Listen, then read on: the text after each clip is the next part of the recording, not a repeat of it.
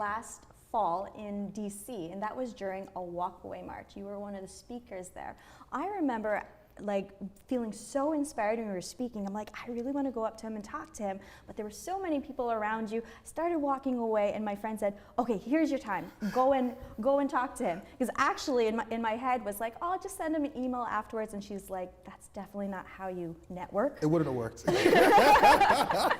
That's why I give people my phone number. It's easier to just reach me that way. Are you a walkaway yourself? I am a walkaway, but to be fair, I think I was probably conservative the entire time, but and at this point I didn't really vote. The only person that I voted for up until this point was Barack Obama in 2008, and 2012 I voted for Ron Paul the second go around. But the first time I went for Obama because everyone in my community went for Obama. Everybody we know is Obama, you know, first black guy, Democrat, and it just seemed like that was the way forward.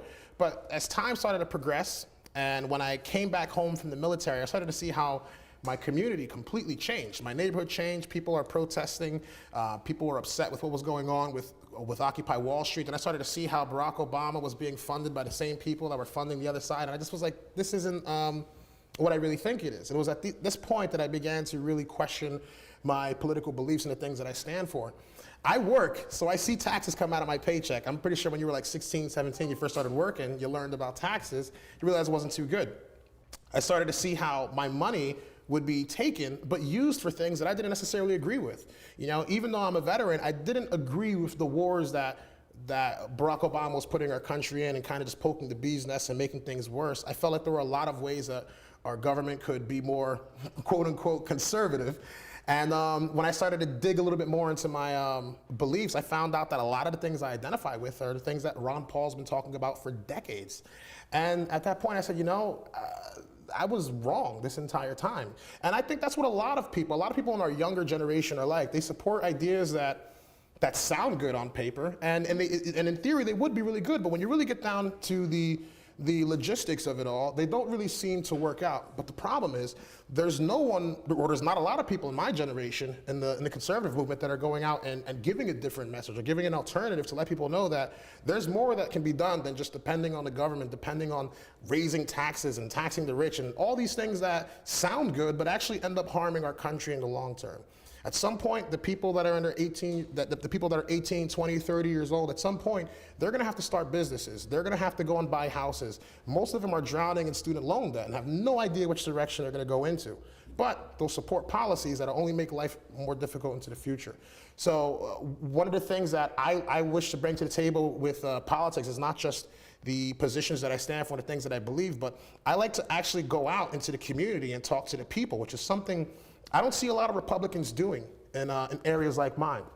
In Patterson, it's heavily Democrat. The 9th District as a whole is heavily Democrat, and it's not because it's not because our party. I mean, it's not because the Democrats are the majority party. The truth is, the ideas of Democrats have been pushed so far into the mainstream that there aren't enough Republicans going out there to go and counter that. But when you speak to these people face to face, you meet these people, you realize we have a lot more in common than most people, right? But it seems to be the left trying to divide it. And I believe the key to changing our country, to changing our state and our community, is to reach out to the younger groups. These are the ones with the energy, these are the ones that are voting. Even look at the numbers, the Republicans are predominantly in the older generation. And things are really changing in 2021, you know, but 2020 was a really good thing because someone like Donald Trump coming in as a random person, right, and contrary to popular belief, I was never a fan of the guy. I actually hated him my whole life until about, you know, he decided to run in 2016, and I saw that he was trying to bring a different vision for America. For the first time in a long time, for many people, it felt good to be an American. It felt like we were going somewhere. We're going in a specific direction. Less than 3 months into this presidency, and our country's on the brink of falling apart. I mean, right now we have a massive hack that just happened to one of the largest oil pipelines in the United States, and New Jersey may possibly be facing a crisis unless this gets resolved. But when we have incompetent leadership that are going and saying things like fossil fuels are harming the environment, these are the things that we need to get rid of, we need to put the Green New Deal in place, it sounds good, but there's no one out there to counter that. And that's why I decided to get involved. A lot of what you just said, I certainly can relate to as a walkaway myself. And I would say that my values never changed. It was just my understanding of the world is what changed when I started really looking into the issues and looking beyond what was being said versus what was the practical implication into our society of certain legislation. What are some of the things that you saw about what are the promises that have been made versus what actually has been put into place, and then where things fail to reconcile and fail to deliver, and what do you see doing differently? I'll give you a perfect example. I was going to get really long-winded with that answer while I was hearing it, but I'll give you a perfect example. When I was in D.C. not too long ago, a couple months back, a little bit before Joe Biden went into the White House. A lot of the people that were there, we're talking months prior, you were in D.C. not too long too, a lot of the people that we met that were in support of Joe Biden were going around saying how he would unite the party, he'd bring the party together, he'd end racism, he'd do all these things, right? Even though this is the guy that put forth the 94 crime bill, right? Mm-hmm. The second he got elected, what happened? Do you remember what happened? People were rioting outside, they were tearing apart the country, and literally everything he said didn't happen. He's gonna forgive student loan debt, didn't happen. You know, so I think that a lot of what we're seeing right now, it's going to take somebody to really come out with and be honest and do what they say they're going to do. We don't currently have that with our commander in chief, but the truth is, a lot of the things that push our country forward start on a local level. Not a lot of people are aware of that yet, though. Billy, thinking through some of the practical implications, I know when I was reviewing your website, you had an idea for the not Ja Rule bill, which I thought it was Ja Rule at first, but the Ja Rule bill that deals with police accountability. Can you elaborate more about your ideas with the Ja Rule bill? So the Ja Rule bill, it stands for the Justice Accountability and Reporting Officers Bill, and it's a three-pronged bill that takes care of three different things. It creates a bridge of transparency between the community and the police departments by allowing for investigative boards that are ran by the community themselves, and these communities would have to work hand in hand with the local police departments. The reason why something like this, I believe, needs to be necessary is there's a lot of incidences that I've seen. Unfortunately, a few have happened in my own city where there would be a police-involved incident and the police department would give their explanation of what the case was, and whether it was true or not is besides the point. Mm-hmm. At the end of the day, no matter what was said, the community doesn't believe that. So what do we do to actually bridge that gap? So I believe just like how we have elected sheriffs, we also have to create a community investigative board that would be elected by the people, and these people would be responsible for working with the police. If there was ever a situation where we lose faith in this person, or let's say this person gets corrupted, or they're being stonewalled by the police departments themselves, that brings apart the second part of the Ja Rule bill, where the Department of Justice would create an investigative police force, similar to something that we dealt with in the United States Air Force, was something called OSI, Operation of Special Investigations. And what their job was to investigate the ranks of the Air Force to ensure that the people that were in the Air Force were not doing shady, illegal activities. Mm-hmm. They had no allegiance to your generals, they had no allegiance to anybody in your community. Their job was to find the people doing the wrong thing and go back home. That was it. There's nothing like this that exists with the police departments. And the third thing about the Ja Rule bill that would ensure something like this would work is an accountability and training record. So, like I was asking, do you believe that being a police officer is a simple career? Not at all. It's not. It sounds easy on paper, but it's really not. So what this bill actually does is it creates a record of everything that officer has been trained, everything that they've learned. And I understand that some local police departments are going to be different, but there should be a national understanding that a police officer needs to go through before they can actually be a police officer. You can't go and cut someone's hair without renewing your hairstylist license. You can't cut someone's heart open as a heart surgeon without renewing it. And honestly, saving lives ain't easy. So you can't go out there and save lives without the appropriate training. I think it's perfectly rational and it's right. Now, if someone goes out and does the wrong thing, there's nothing that the police departments, the unions, or anybody can do to help you. So with a situation like this, I believe if you want to say someone's a bad officer, fine. Right? If you want to say this person's not doing good, fine. But the community now has a bridge where they can work with the police. So now you're in there, right? You no longer trust the police, you no longer trust the community. Well, now the federal government can work and deal with that. And they have no allegiance to you. And there's a record of everything that's been done. So at the end of the day, if you're an officer, you have three choices, whether you're doing the right thing or the bad thing. You either do the wrong thing and you get caught, you do the right thing, you stay a cop, or you quit. You give it about 5 to 10 years, I believe that this would clear up the issues that we have. If officers are taking the time to better their education, learn more skills, I believe these officers should be compensated. These should be the officers that are on the forefront. These should be the ones that are promoted to encourage other officers onto the force. So I don't see any practical solution coming from the left other than get rid of the police, and that's not practical. How has the Defund the Police movement, how has that impacted your community? And you had mentioned earlier that your opponent is actually for Defund the Police. Is your community in line with wanting to defund the police? No. From what I've seen, no. The only people I see really talking about wanting to end the police are the people that are super progressive, that are super socialist, they really want to get rid of it. What I will say is this, my opponent was supported by the police his entire career while he was in Congress. 2020, when we ran, was the first year where they deliberately did not endorse him. They didn't want to endorse him. And after speaking with them, and I don't want to put too much shade on them, but after speaking with several of the officers and several people in the PBA, it's because they feel that they've been supporting him. They've always had his back. They've always came out for him, but he would always stab them in the back at the last minute.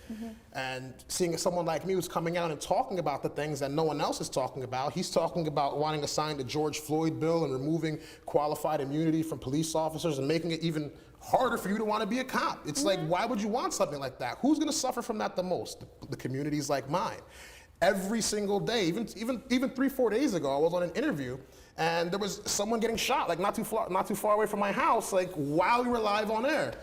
It's something that happens every single day, right? The police are sick and tired of it. The thing is, they have no one out there speaking with them. There's no one out there that's really giving them the resources necessary to get their job done, because all these things can be resolved, but I honestly believe they want our communities safe. I mean, they want our communities unsafe so that they can continue to have something to vote on, and that's what I believe. Absolutely. We've talked about Defund the Police, we've talked about the Ja Rule bill and the impacts that Defund the Police has had onto your community. Let's talk about other issues that are near and dear to your heart. You're a veteran. What are your feelings about, in a sense, I'm seeing, as I've been looking through like the news and keeping abreast with what's going on, that I feel that we're prioritizing, for instance, people who are non-citizens, we're prioritizing them against even homeless veterans.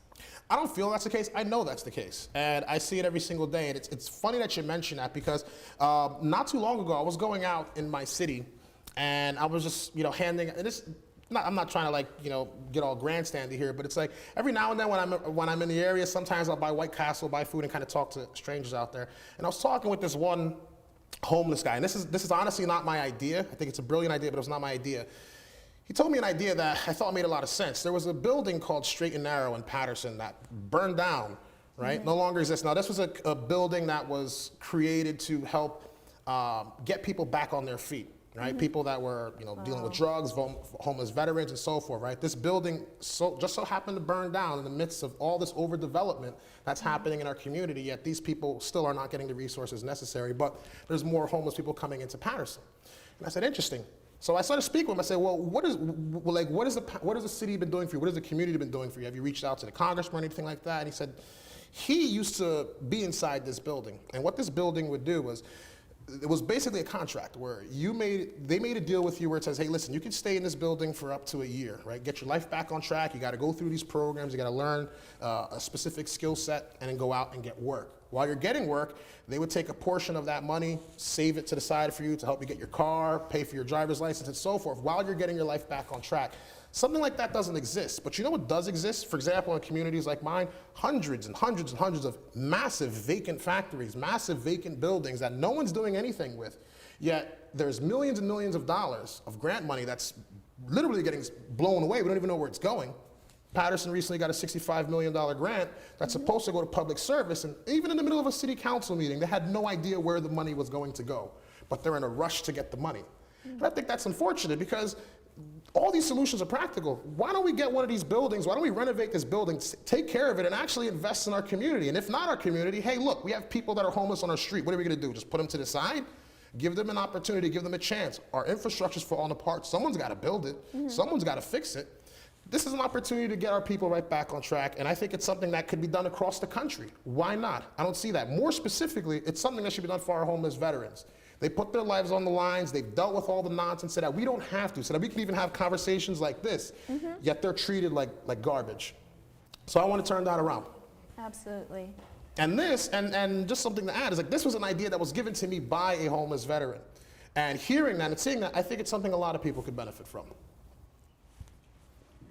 Billy, you're a first-generation American. How has your family's immigration experience to the U.S. shaped your views on the U.S.?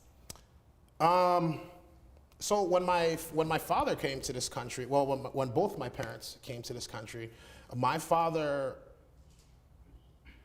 he raised us not as Ghanaian Americans. He didn't raise us as Black Americans. We were Americans, period. My parents speak a different language. They speak Tree. I understand it. I can't speak it because my parents were adamant about me understanding English and me being American. They came to this country because they wanted to be Americans. They wanted to have an opportunity they didn't have when they were back at home. Even when people would talk negatively about us growing up, about us being immigrants, being the only African dudes on the block, people would make fun of us. And my father would always tell me, listen, kid, we came here so that you could do something that we weren't able to do. No matter what anybody says or does, you're an American, and there's nothing anybody can do to change that. You know, and as a kid, I didn't really understand that until I got a little bit older. And going into the military, coming back and seeing how much my country changed from where it was before to where it is now, I understood why my parents fought so hard to come here. Up until that point, when I was still, I guess you would say, very liberal, I was feeling like I was oppressed, like society was against me. They're trying to hold me down as a Black man. But then when you actually go out into the real world and you see real struggle, real situations, you have I believe there's a new humbling kind of respect you get for America and why people choose to make that kind of journey and why they do what they do, which is one of the main reasons why my mother's one of my biggest inspirations. Like, I think she's the most hardcore person on the planet. And if she ever wrote a book, which I'm encouraging her to do, like, I think a lot of people would be inspired to do that the right way, to come into this country the right way. My mother didn't just come here with my father. It was my mother, my father, my youngest sister, my older brother. My parents also were able to bring 14 other relatives to the United States. Every single one of them came in through a legal process. Every single one of them have sworn an oath to become an American and did it the right way. So when I start to see that people feel some type of way, like, oh, I'm going through poverty, therefore I'm going to just come in here illegally. My parents were going through poverty. There was about 10, 12 of them living in a kitchen probably twice the size of this stage. Okay? Yet they still found a way to make it here the right way. So I get it, I feel you, but if you can't make it to America, you're probably better off helping your country get to the next level. And I think that's the God honest truth. Absolutely. When I was having just a conversation with a woman on the street, I was during a BLM rally, and so we got into the topic about talking about Trump versus Biden, and I asked her what is a main issue that she feels passionate about, and she told me about how under Biden's administration there's no kids in cages. I don't want to laugh. And so that's a misrepresentation that an attitude or perspective that I'm uncovering as I'm doing street interviews as well. And so what are your thoughts about what's going on in the southern border? The borders are almost 800% over capacity. There's hundreds of children literally on top of each other, most with COVID, that they're just now allowing into the United States. Most of these kids are coming without parents. You've got the Mexican cartel that are coming out and they're smuggling people into there. 1 in 3 women that cross the border are sexually assaulted, raped, or even sexually trafficked. So anybody who supports this kind of stuff, right, at the very least, like if someone's gonna sit down and say they're a feminist, they're a supporter of women, or a supporter of all these things, how could you say this with a straight face and be totally fine with the border being wide open? When in reality, what we need to do is we need to close the border and we need to ensure that there's a more streamlined process. I would agree with that. For them to come into the country, my relatives, they waited 14 years, which I think is absolutely absurd for the record. I think we do need a more streamlined process, but leaving it open and allowing people to seek political asylum, all it does is it incentivizes the drug cartels, it incentivizes the human trafficking, and it incentivizes women and children being harmed, honestly. And that's one of the main reasons why I take it very personal. I take it very personal at these human trafficking kind of events. Because some of the people that I know, they're not the same, unfortunately. They're not the same. And when we have something like this just thriving, it just scares me as to what would our future look like if we allow this to continue to happen. Or even let's say they shut the border now and we're able to resolve this issue. All the people that have gone and dealt through this problem, what is the current administration's solution to this issue? There is none. You know, so the border is more than just immigration. It's more than just the children being locked in cages. These are psychological issues that are gonna spill out for decades to come unless it's something that's dealt with. So I'm a firm believer of securing the border. I'm a firm believer of getting the children to their parents the appropriate way, and not the way that they're currently doing this at the border. And I'm a firm believer of streamlining the immigration process, because I agree with it. It is a bit unfair right now, but I don't think leaving the border open is gonna make it any better. I agree with you there. How about, what are your thoughts as if, when you become a U.S. congressman, sanctuary cities, that seems to provide an incentive also for 100%. I 100% disagree with it. And I think it's funny that you mentioned that, because there's a couple of Patterson cops that I've spoken with that were interested in even going to the border with me and looking into the situation. We're trying to figure out how we're going to go about doing that. But one of the issues that I have about it is that the sanctuary policies that we have in New Jersey, right? Patterson, for example, city that I live in, is a sanctuary city, right? I've seen it several times where someone will do something, whether it's getting into a fight. I have on video someone almost running over a police officer. It turned out to be illegal. Cop tries to pull him over, can literally do nothing about it because the guy's illegal. And I interviewed the guy, you know, and I'm asking him, like, wait a minute, why did the cop not take your car? I don't understand. And I seen this guy buzz, almost runs the cop over, and he says, oh, I'm not supposed to be here. You don't have your driver's license? No, I'm not supposed to be in this country. And I'm like, that's interesting, because if any American would have done that, if any American would have driven their vehicle, then we'd have a very serious problem. You'd have your car taken, you'd have your insurance increased, and you'd probably get arrested for, you know, potentially killing a police officer for what you just did. But if it happens to America, we're done. Not for them, though. We have policies that have put illegals before the American people. Even the issues that we have in inner cities like mine, and this is something that I say to a lot of the African Americans, in cities like us, you guys know what I'm talking about. We're being pushed out by illegals, and they're allowing this to happen. They're allowing this to happen by design. There's other solutions that can be done, and I think everybody needs to come in the right way. But just allowing it to exacerbate, it's something that we may never be able to fix until we actually secure that border. Billy, I want to direct your attention to talking about school choice. I know that this is an issue or a topic that has impacted your life growing up. Can you tell the audience more about your story as it comes to school choice and why you're a proponent for it? So one of the reasons why I'm a supporter of school choice is growing up in Patterson, my parents didn't really know that you had borders and areas where you couldn't really send your children to school. Growing up, we lived in Fair Lawn, New Jersey up until I was 3 years old, and I spent the rest of my life in Patterson. My mom thinking, hey, well, you know, there's schools in Fair Lawn, which at the time were much better than Patterson. In fact, they still are better than Patterson. She wanted us to go to school there, but the second we moved to Patterson, you don't live in this district. You have to go somewhere else. Luckily, there was a school that used to be in Patterson, and then eventually ended up being burned down, and they relocated to Ridgefield Park. So we were able to bus out to go to school in Bergen County until I was about in 5th or 4th grade. I didn't really see much of the significance of it and why my mother wanted us to go to these good schools until I was about maybe 10 or 12, and then I went to like one of these public schools. I was a little bit older to figure it out, and I understood why the case was. But when people hear school choice, they typically think you're going to take tax dollars away from the city. You're going to take jobs away from the teachers. You're going to hurt them, and you're going to do all these things. And when it comes to school choice, I look at school choice a little bit differently. I think it's more realistic to say school reform rather than just school choice, because I firmly believe all parents should be able to make decisions for their children's education rather than the school telling you who you can and cannot, who you can and can put in their school system. Even right now, with our schools being closed right now, parents are still paying taxes to these school districts. Yet, we just recently found out that the teachers' unions were the ones fighting with the CDC to actually keep the schools closed. So here's the thing.